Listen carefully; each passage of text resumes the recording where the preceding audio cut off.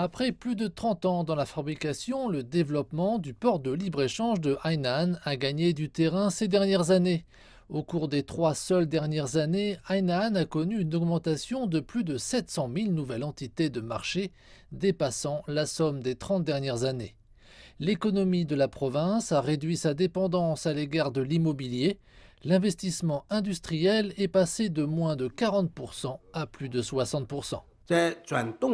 En ce qui concerne les nouveaux moteurs de croissance économique, nous avons déplacé la force motrice de l'investissement, en particulier l'investissement dans l'immobilier et les immobilisations, à la force combinée de la consommation et de l'investissement. Le port de libre-échange est également une destination populaire pour les investissements étrangers.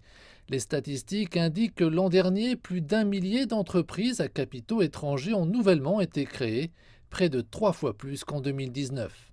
Ces entreprises proviennent de plus de 80 pays et régions. Les investissements étrangers utilisés ont doublé au cours de 3 années consécutives, les investissements étrangers cumulés atteignant 5,270 milliards de dollars. C'est plus de la moitié du total payé en capitaux étrangers au cours des 30 dernières années. Les officiels ont affirmé qu'Hainan reliait la Chine à certains des marchés les plus dynamiques du monde, tels que ceux d'Asie du Sud-Est.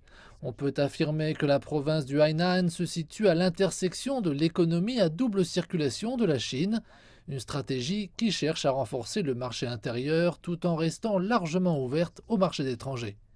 Au fur et à mesure que les acteurs du marché se rassemblent, une structure moderne pour les industries prend forme. Un projet de loi pour le port de libre-échange doit d'ailleurs être prochainement adopté. Les officiels sont convaincus qu'Hainan attirera les entreprises comme les investisseurs.